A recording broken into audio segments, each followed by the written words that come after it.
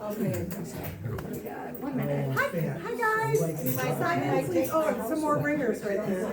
Grab my glasses so you can see. We can get more chairs out if we need to, but we got 4 up front here and 3 over here. And you've got royalty chairs here for you. There you go. There you go. Whoever else wants to. But on a wheelchair. What we got? Ma'am, are we on? I'm gonna take us off mute. We are off mute. We're off mute. Are you sure? Yeah, so Sandy should be able to hear us. Sandy, can you hear us? Did she answer? We have a Zoom person, so we're trying. My speakers are No, muted, so I can't hear. we just talked to random people, that's all. Well, my name is Angie Morthland. I am honored to be the Mackinaw Area Historical Society president. I am so excited to have one of our board members do today's presentation. A couple announcements. First, in our audience, we have several board members. Can you please just raise your hand? We've got Patrick, I have Roy, I have Carla, I have Val, I have Frank, I have Mary Ann, and we hope we're all set. I have a couple of future board members sitting over there, which is great, one back there. So we're excited about that. We do our Monday lecture series the second Monday of each month.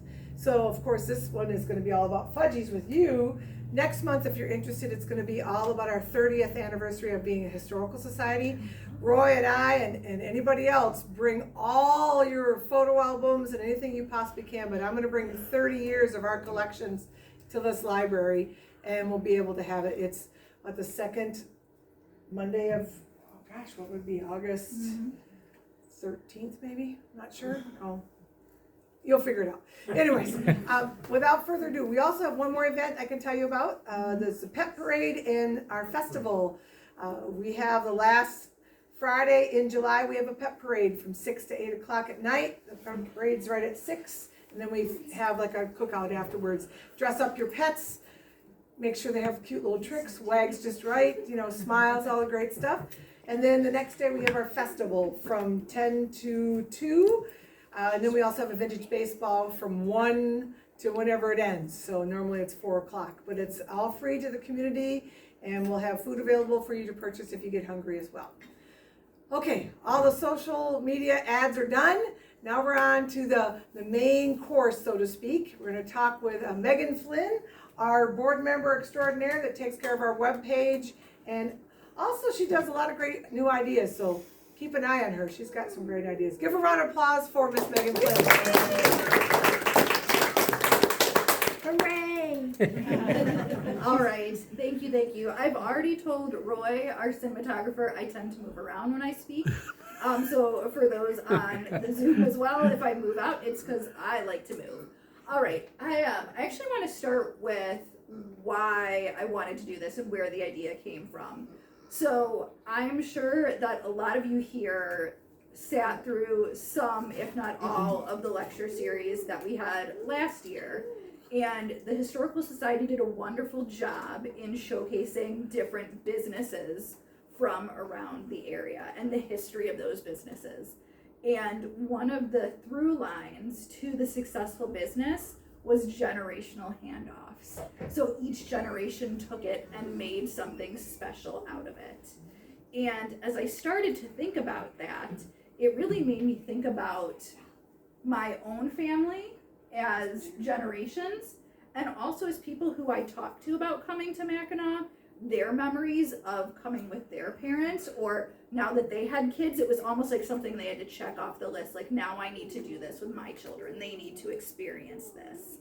And so that's why I thought, let's take a look at the history of Fudgies as told by a 4th generation Fudgie family member. So in the picture, you can see that that's me and my brother. We would be G3, and then my parents would be G2.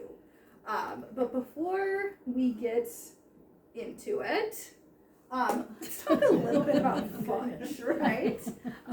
So this astounded me. One, that we knew it, statistics know it, but how much it was. So annually, there's 1.4 million pounds of fudge sold in the Straits area. It's a lot of fudge. So if you want to break that down, that's 10,000 pounds of fudge sold every day in peak tourist season. People love their fudge. And if we wanted to go even further, that's 10 tons of sugar a week, 10 tons of butter, and then there's over 20 fudge shops operating in the region. So there is a reason why, you know, the moniker is Fudgy, right? So the next thing that I was really curious about is why fudge? You know, like why was fudge the thing that caught on here? There's so many things that could have taken. And it came down to really two things, or advantages and a show. So fudge became famous in the area because it was perfect for these wealthy Victorian tourists that they could take as a souvenir. So it was relatively inexpensive. You could take it home with you. You don't need refrigeration. It could travel well. It was made fresh every day, and the aroma on the street made it irresistible. Now, those second two things led into the other reason why fudge was so great as this staple. And this is the real genius, is instead of making it into the back room, you can go into any of these fudge shops today and you see the fudge being made. So not only do you see from the street that there's a shop, you smell it, you come in, and while you're debating, should I get it, you have wonderful fudgy creations being made in front of you. And so we'll get into a little bit about the definition, but that's really what came to being called Fudgies. I think Fudgies are affectionately a term that the locals like to use for the tourists. Coming from Chicago, I know that the people that I know that come up as tourists don't know that they're called Fudgies when they get here. And so I want to talk a little bit about my moment of realization that I was a Fudgy. So I was probably about this age, and we were up at my grandparents' cottage, and we were talking about going into town, and my dad was saying, oh, he's talking to my uncle, it's gonna be really busy. Like all the Fudgies are gonna be out in force because it's prime summer. And there's me, and I was like, those stupid Fudgies. And my dad looked at me, he's like, you do know you're a Fudgy, right? And it was like this woman, what, me? No. And so I think it's a moniker that I struggled with, right? Because coming up here every summer, having family coming up here, really loving it up here, to then be like, well, you're a Fudgy. You're not like one of us up here. As a child, it hit me hard, and now I've kind of embraced it and learned to love it a little bit. And I thought, as part of the talk, there's no official definition, so I thought I would take a stab at writing one so that we can all have common language. And we do have an author in our midst, Frank Bowles. Frank, if you would like to use this definition in future works, I'm definitely okay with that. So I'm defining a Fudgy as a visitor to the Mackinaw area who's drawn by history, scenery, and fairies, but is ultimately defined by an unwavering commitment to fudge, taffy, and souvenir acquisition. A vital contributor to the regional tourism ecosystem since the rise of the automobile era. And if you peek in the background, so you have G4 from my family, so you have my son, Merrick, and who I like to call, people on the beach will already know him, my second son, Colin. And that's actually them on Mackinaw Island a few years back. And so now we know what a Fudgy is, and instead of being, one of the reasons why I've really come to embrace it is instead of being this moniker that could be used for outsiders, I really started to understand the importance of being a Fudgie and what Fudgies mean to the area. So when you look at what tourism does for the state, it's $193 million in tourism-related activities annually, and directly responsible for just shy of 1,500 jobs. And the majority of that is concentrated in Mackinaw, Emmet, and Sheboygan counties. So, in addition to coming to the area, it is really something that's important, because when you look at all of the things that make up here so special, being able to go to the fort, being able to go to the island, going and getting fudge or getting cherry sparkling water downtown, like those things don't exist without Fudgies and without tourism. It's a very important impact. So there's actually a pre-Fudgie area.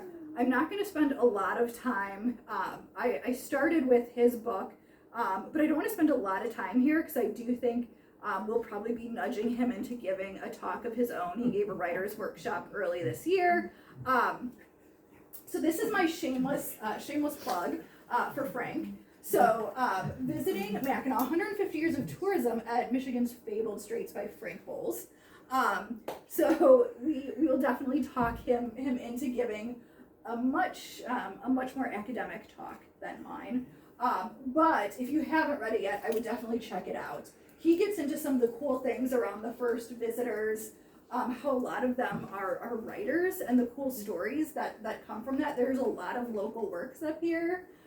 He actually coined the term pioneer tourists, which I love for some of the first tourists that came up. It sounds much more eloquent than Fudgie. And he also gets into like the Grand Hotel as a leading resort. So I'm not gonna go through his works. Instead, we'll continue to convince him that he needs to speak again. All right, back to my family. All right, so let's take a look here at the generation. So I wanted to give you one generation up from where it starts. So we have my grandma, who's Margaret, and her parents were August and Monica. We have my grandpa, and his parents were Victor and Sophie. And so we have all of them born in Europe, by the way. So when you think about Victor and Margaret, they're first generation here in the US, and for them to come up here and start giving that to their children is absolutely amazing. So you have my grandparents, and then kind of what the area is looking like when they first start coming up. So they did start coming up pre-bridge era. Then you look at G2, so this is going to be my parents' generation, as well as if you look at G2, we have two other G2 family members from my family in attendance. So you have my Aunt Marcia and my Aunt Susie, who can raise their hands. And then you have G3, which would be like myself and my brother. There is another G3 in attendance. You have my cousin Jessie, who's here as well. And then last but not least, we have generation 4, which would be my son, Merrick. So when we first started coming up here, so these are my grandparents. Absolutely beautiful. So when they first started coming up, they started actually coming up renting property in Mackinaw. So they rented property for, at that time, the family was 4 daughters. Keep me honest, Susie, did you ever go to Wauwatomin when you were like little? I don't recall. I don't think so. You would have been little. Yeah. So maybe she was cussed. Yeah. So they took, definitely Joni, Nancy, and Marcia were able to spend some summers in the rented property on Wauwatomin. That's where the love for the area really came about. And so as part of that love for the area, they looked at putting down roots for themselves. So, land owning Fudgies.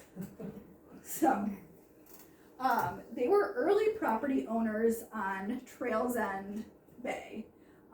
So it was Victor and Marge selected a piece of land in the middle of the bay to build their dream cottage. By the way, 2 other of Marge's siblings purchased property there as well. So her sister Louise and her husband Ralph, and then her brother and his wife purchased property as well, right next door.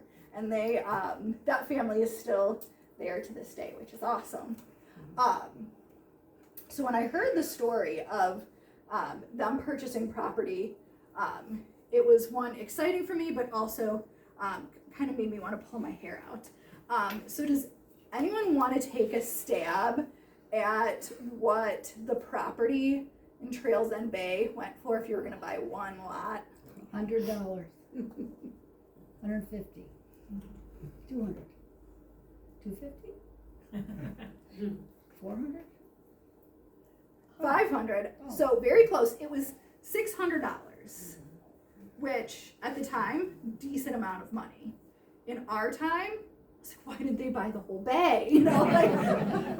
So for $600, which was for them a significant investment, was where they were going to then have the place where their family was going to go from, you know, just spending a few weeks on Wadham to spending their entire summer every single year.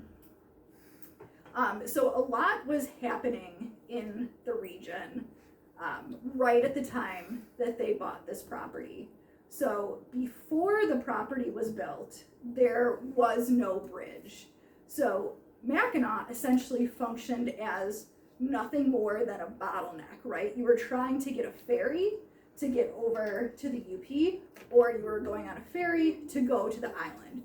It wasn't a place where you wanted to stop and enjoy.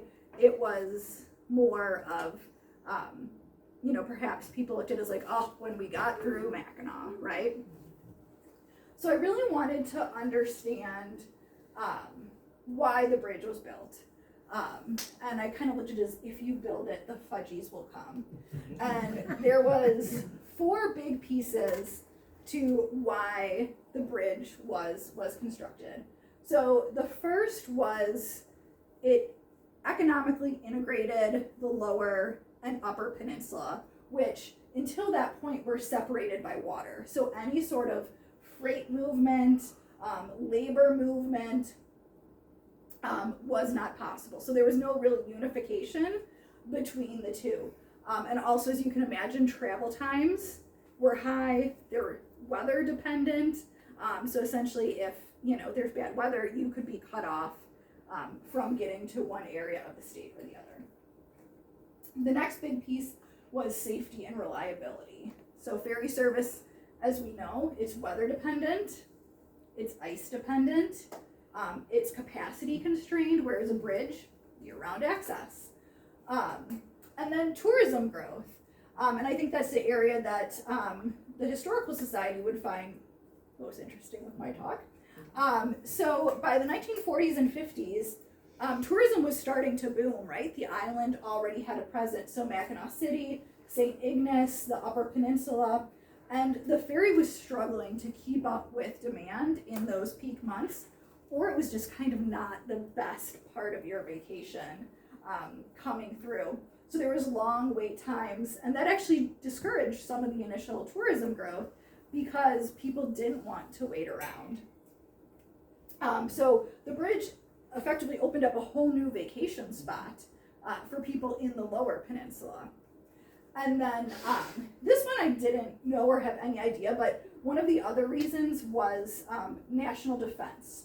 So during World War II and the Cold War era, transportation planners viewed a permanent crossing as important for military logistics, and it was frequently cited in some projects during that area. So there was definitely government and military era plans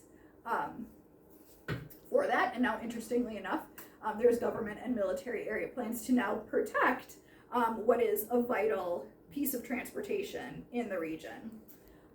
So another interesting side note that I found, and not born out of something wonderful, but born out of a tragedy, was the design of the bridge actually was heavily influenced by the collapse of the Tacoma Narrows bridge. So when they built it, they incorporated aerodynamic stabilization features, which you think in the 1950s, aerodynamic stabilization, but they were definitely thinking that way. So it was, when it was built, it was one of the most wind-resistant bridges of the era. And if you pay attention to local news, they just did a survey of it, and it still exceeds, the standards that they need from a safety perspective. So if you want to juxtapose the before and after, so the before, you have a terminal, a destination, and a bottleneck. So you're sitting in a line of cars.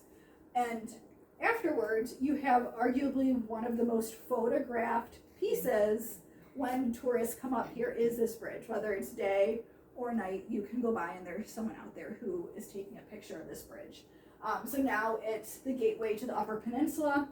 It's a gateway to the island when you think you can go over the bridge and get a ferry from either side. And it's now a destination in and of itself. So let's go back to my family. So if you remember, we had just left off and they had purchased property. They had built a home. And so I have two pictures. I could not get a picture of any more of the sisters from anything older, so apologies. But this is my dad and my mom. I'm pretty sure that's Aunt Susie. So back in the day on the beach. And so one of the things that I always find fascinating is I loved coming up when I was young, but as you got older, it was one of those things where it was like, oh, it's not as much fun anymore. And now these kids would go up from essentially Memorial Day to Labor Day. And as you get older, it's maybe not as much fun. It sounds like they made the best of it. So I really liked hearing stories of what they did when they were up there. So one of the stories that they really liked is there was a cove of sand, and they called it the Grove. And they would go in there and hang out for hours on end. It was kind of blocked from the wind. It was like their own secret clubhouse and hideaway. The Cove existed in my younger years, so I actually got to go be in the Cove. And then speaking of generations, that Cove, that property was then acquired by my mom. It would have been their cousins. So they kind of expanded. So that became a house for someone else on the family. So there was stories of the Cove. One of my favorite stories, and Leanne, please cover your ears, was my mom and some of her sisters would like to sneak into the fort. So what do you do when there's nothing else to do? You go and learn about history. So let that be a lesson to all the kids. Like, that's the best thing you can do. I won't tell you how they snuck into the fort because I'm pretty sure the route still exists to this day. Megan, we'll only charge $10 to give them how to sneak in. My family does accept bribes.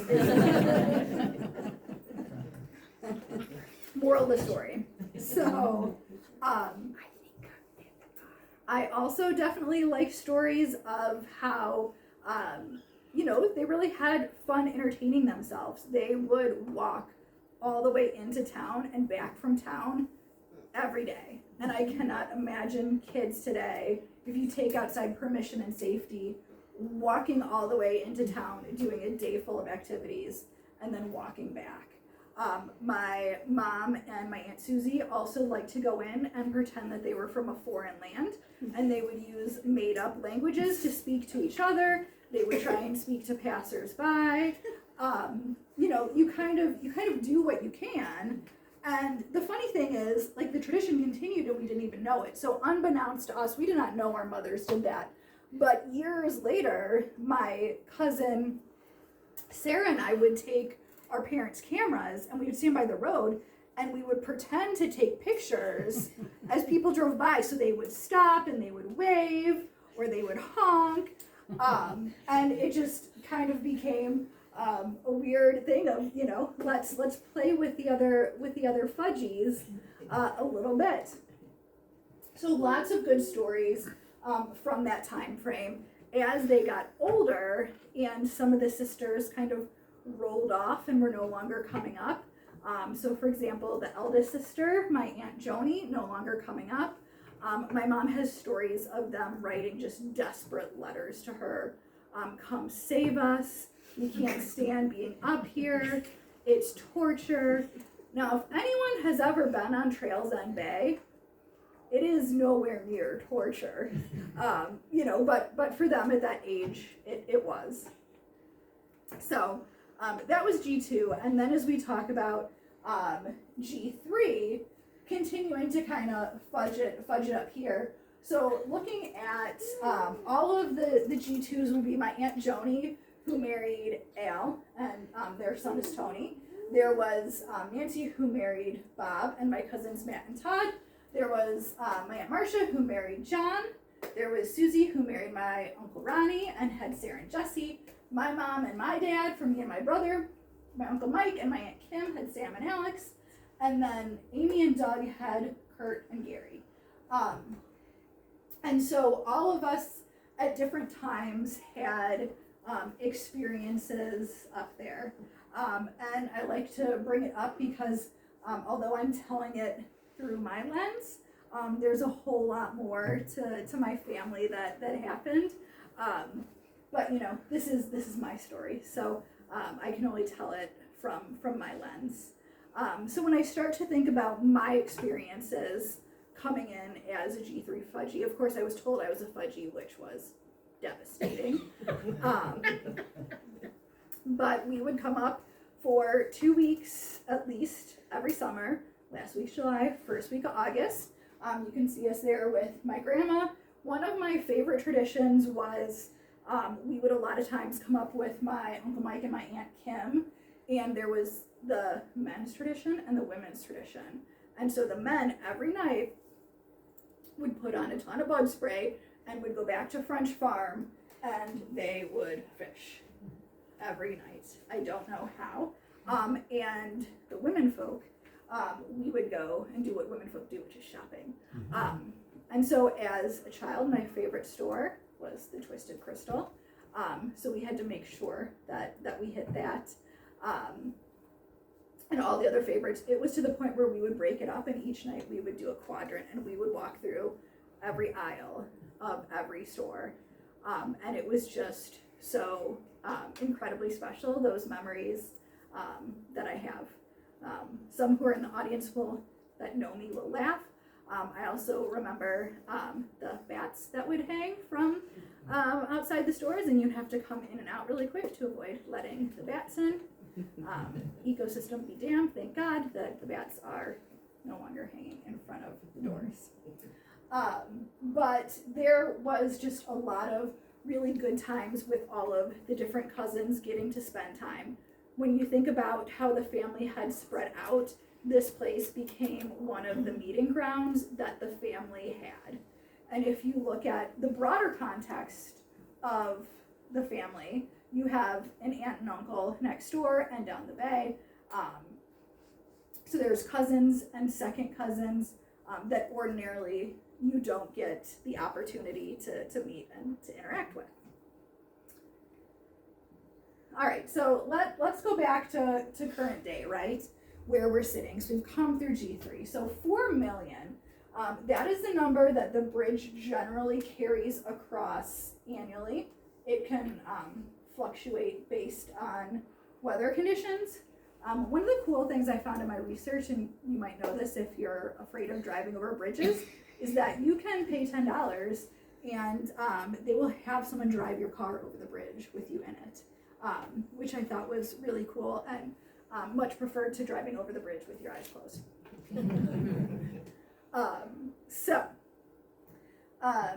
we spent summers up until I was 18 at my grandparents' cottage with all of my mom's sisters and brother, which I continue to cherish all those memories. You know, my parents loved it so much that they wanted the ability to be up there longer without saying to, you know, their sisters and brother that, like, hey, come on up, we just want to stay here full time. So they purchased their own property. The cool thing is when we start to talk about generational tourism, despite this being the place where I'm telling the story of my mom's family, my dad's family came up and camped at Wilderness when they were younger, right? So talk about generational tourism and then it kind of coming through. So my parents ended up buying land right down the bay from where her parents' house were. They did some cool things where they bought land and then ended up doing a swap with one of the neighbors for land and then getting more land, which is now where our home sits. So they built an actual log cabin, which is very cool. Fun fact on finding the builder, I was driving to Sheboygan to go to good old Walmart, and I saw some log cabins on the water, and sent my parents there, and that was the builder. So you can see that is it in construction with my mom and my son, and that's my son in what is now his bedroom. So around this time, we expanded the footprint of the family, both with property of our own, and then with G4 joining the mix, which is really exciting. So then we take a look at Mackinaw City tourism from a timeline perspective. I also had to show off, this was a year after COVID, that's blue ice. And so that's my dad and my son in one of my favorite pictures of them up in Mackinaw. So what you can see here, this is tourism. It starts in 1880 and goes into 2026. And you can see the impact of the bridge being built and the trajectory of tourism. And then you can look at the key milestones of tourism and how they changed. And so again, we will convince Frank to speak, and he will do this much better than I. But in the 1880s, the railroad reaches Mackinaw. After that, in 1887, the Grand Hotel opens, and it becomes a national tourism destination in this Victorian era. 1900s, the resort area continues to expand, and in the 1920s, as automobile tourism grows, it becomes yet another destination. The 1940s, you start to see the surge of ferry traffic, and that's where we become, like, Mackinaw's always been a transportation hub, right? Whether it was colonial military to, like, tourism, so we become another ferry hub, but now it's for tourism. The bridge opens, which is really transformational, and I-75 further develops, comes up to us. In the 1980s is when you really start heritage tourism, so people are coming up and they want to understand the area. And then we move into modern tourism and record tourism numbers. COVID did a lot actually for tourism up here, where people were, instead of flying, it gave people a whole nother chance to really uncover and explore the region. So, as I was preparing to give this talk, one of our board members asked me, he said, now, Megan, given all this 4 generations, are you still a Fudgie? And I will say that as far as the family goes, I think that my G2 was able to shrug that label, right? And I don't think it was because they moved up here full time, right? I think you can live up here full time and still be a Fudgie. But where I think it was different was this became their home and it became their community, and there was active effort on the part of especially my dad to be a part of the community and to make it better. So whether that was our lovely historical society and getting to be a part of that, doing music in Mackinaw, helping with local elections, I definitely think he was then able to say, no longer a Fudgie. So when we look at it, one of the strongest trends today is heritage tourism. And this is what I love. So if you look at this picture, like I think almost everyone in the room knows where that was taken, right? And that was however long ago, and it stands the test of time. People still want to go to the place today. So this thought of my grandparents brought my parents brought me, and now I'm bringing my kids. The Straits area benefits significantly from that, whether it's the campgrounds or the fort, or even going to the island. So a lot of times when tourists come, they're not coming for the first time, they're coming for the first time in that era. So you come in your childhood area and you experience it in one way, and you come in your adult area and you experience it in another way, and through the eyes of your children, which is really special. So breaking it down, multiple generations of tourists, but the attractions have changed surprisingly little. So going from the steamship tourists of the 1880s to the 2000s and today, they're still coming for the water, the history, the woods, the fudge, the horses.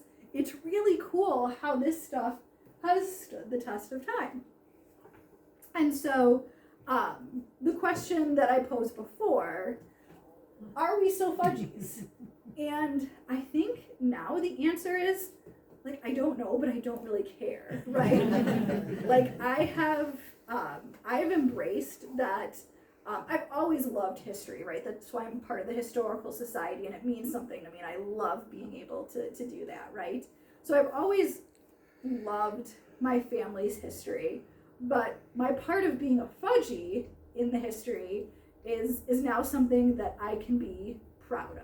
So I've had people say, oh, well, you're not really a Fudgie, or you're just kind of a Fudgie. And the truth is, like, I don't care. Like, I'll wear the badge proudly. I'm very happy to come up here and be able to say that I'm part of what is tourism and a huge part of the economy in the area. So with that, I will say thank you and see if there are any questions.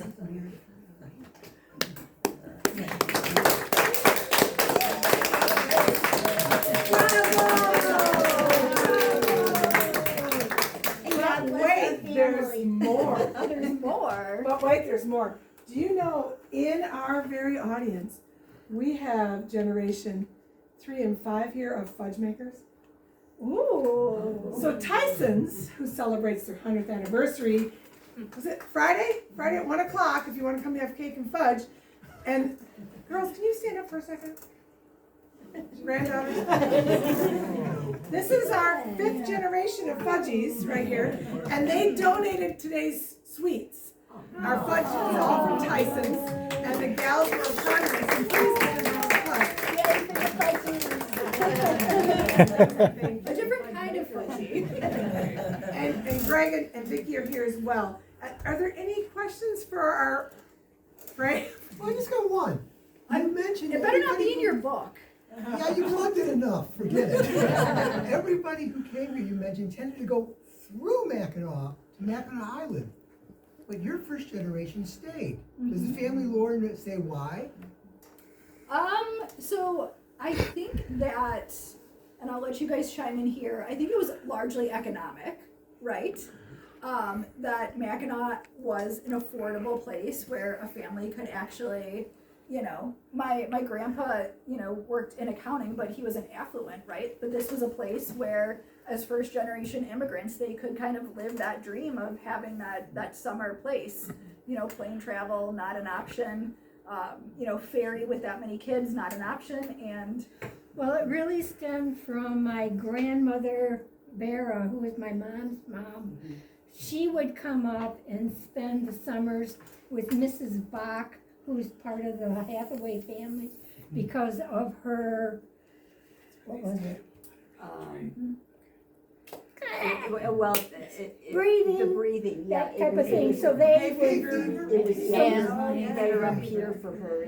hay fever, hay fever. Yeah. Yeah, so then they would stay at the cottages on the Wadham, and then they gradually, I know that my mom came up, and it was during the war, where she had come up and Dad was in helping our country, but that's how it kind of started with my mom and Dad getting the itch, is when she would come up and stay with Grandma Vera. Go ahead, Pat. What year was the first cottage built? 55. So it was, my mom was essentially a baby when it was built, which makes it very easy for us to remember that one. And we are very glad that she has made the transition from just being a fudgy to come having fudge, but to invest in our community with sharing your family. Yes, And I'm just sure. kind of a fudgy. So there's fudge available for you, 3 different kinds. Girls, do you want to stand behind the counter or not? But ask questions. Thank you guys so much for coming. Thank you for those who are online. Thank you very much. Come talk to us. Good job, Megan. I'm gonna wear up in the trees when we're in the park. Thank you for bringing I didn't know that story. Secrets. That story I did not know. I thought you were saying No, we will play cards with them. Hey, very good job. I appreciate that. Curious, where did your grandparents, great-grandparents, you won Europe? Yeah, so it was No, I saw it on. Poland, Russia, and Germany. Yeah. And they made it to America and somehow drifted into the Great Lakes region from New York. She does a jazz hand. I like it. I like it. Yeah, very nice.